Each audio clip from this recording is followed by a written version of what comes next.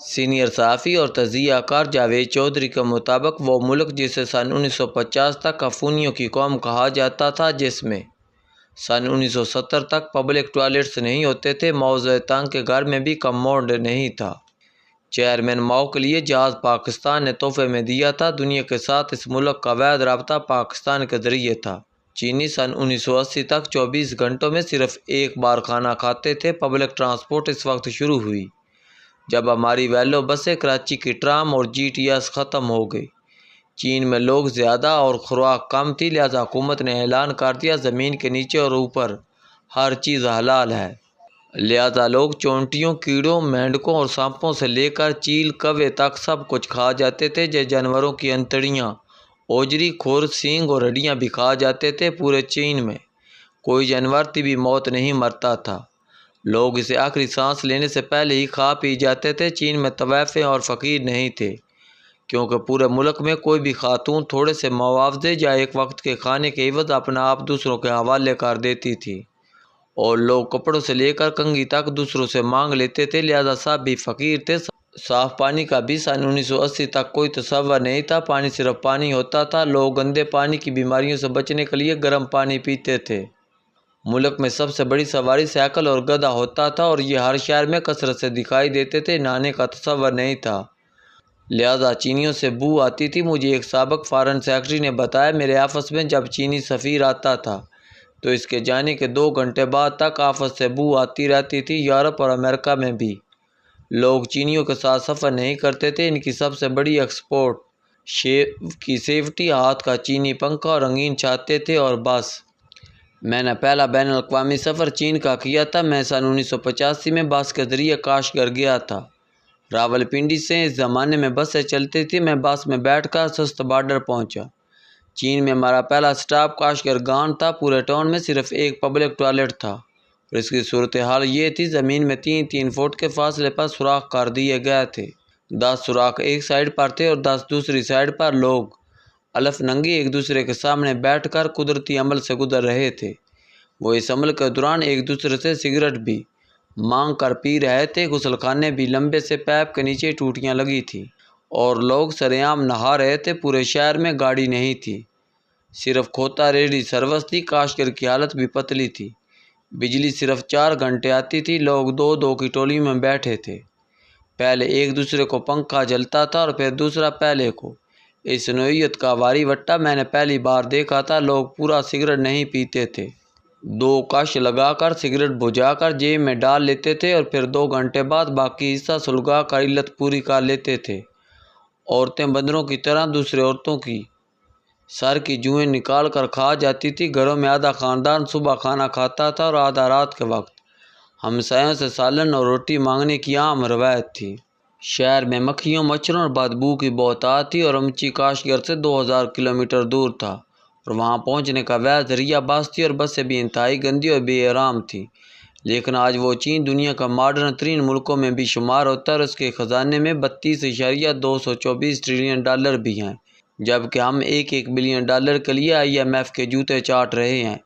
میاں شہباز شریف بخاری اعظم بن کر در بھیک مانگ رہے ہیں، اور یہ اپنی اس کارکردگی پر خوش بھی ہیں۔ سوال یہ ہے، چین اور ہم میں آخر فرق کیا ہے؟ چین ہم سے 2 سال بعد آزاد ہونے کے باوجود ہم سے آگے کیسے نکل گیا؟ اس نے کسی دوسرے ملک کی مدد کے بغیر ترقی کیسے کر لی، اور ہمیں پوری دنیا مل کر بھی ترقی، خوشحالی اور استحکام کے راستے پر نہیں ڈال سکی؟ کیوں؟ آخر وجہ کیا ہے؟ میں ٹھنڈے دل سے سوچنا بھی چاہیے اور اپنی حماقتوں کا تجزیہ بھی کرنا چاہیے۔ چین نے دراصل ترقی کے لیے 4 کام کیے، اور ہم بدقسمتی سے یہ نہیں کر سکے۔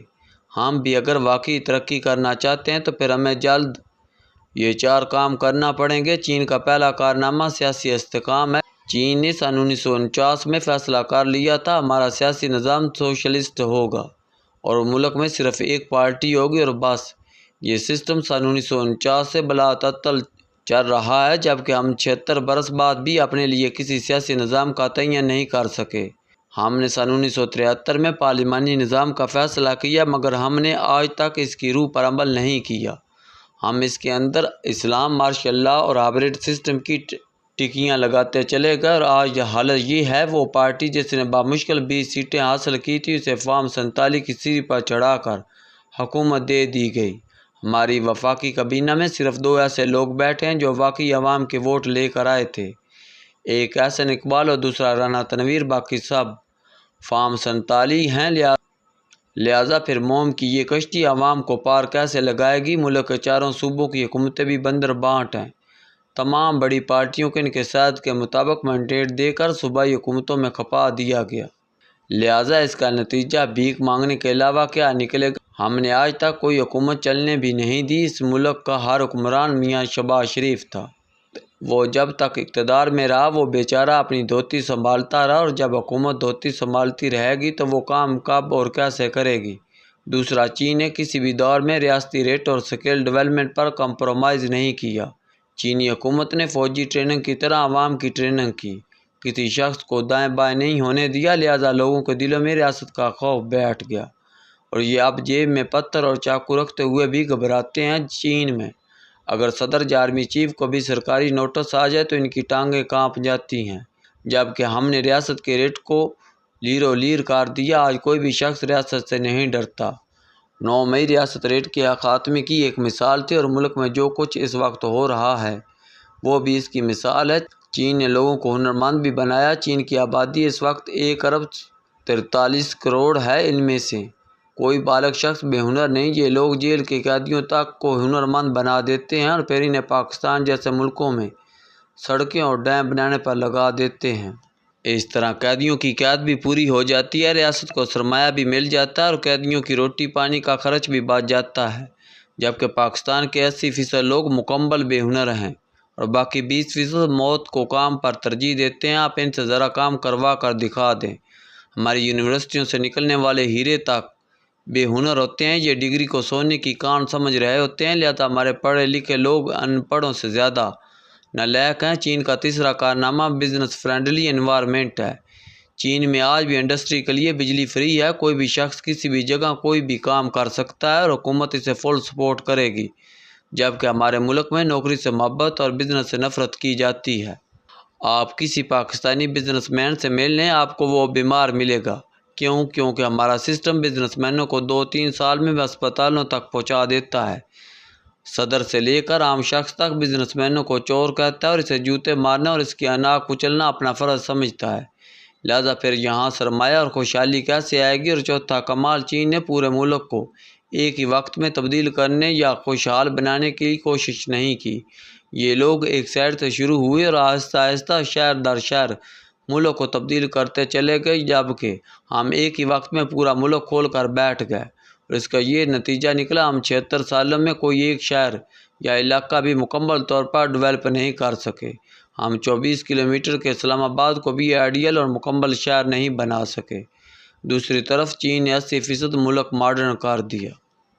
ہم اگر آج بھی سنبھل جائیں، عقل کو ہاتھ ماریں اور بندے بن جائیں تو ہم 10-20 سال میں ترقی کی شرح پر آ سکتے ہیں، لیکن مجھے یہ کام مشکل دکھائی دے رہا ہے، کیونکہ یہاں ایک شخص جیل اور دوسرا وزیر اعظم ہاؤس میں بیٹھ کر ملک کی مات مار رہا ہے، اور دونوں اپنے آپ کو 30 مار خان سمجھ رہے ہیں۔ لہٰذا پھر ملک کیسے اپنے قدموں پر کھڑا ہوگا؟ میرا خیال ہے ہم چین ہی سے پوچھ لیتے ہیں۔ میں خبروں کے ڈھیر میں 4 سطروں کی ایک چھوٹی سی خبر دیکھی۔ خبر میں لکھا تھا چین کے مالیاتی ذخائر 32.224 ٹریلین ڈالر ہو گئے ہیں۔ یہ بھی تحریر تھا، ذخائر میں اس سال 3% اضافہ ہوا ہے۔ میں نے خبر پڑھی اور سن ہو کر رہ گیا۔ آپ یقیناً جانتے ہوں گے 1 بلین ڈالر میں 1000 ملین ڈالر ہوتے ہیں، اور 1 ملین ڈالر 28 کروڑ روپے کے برابر ہوتا ہے، اور 1 ٹریلین ڈالر میں 1000 بلین ڈالر ہوتے ہیں، اور چین کے مالیاتی ذخائر 32 ٹریلین ڈالر اور 224 بلین ڈالر ہیں۔ ہم اس رقم کی مالیت کا اندازہ موجودہ کیلکولیٹر سے نہیں کر سکتے۔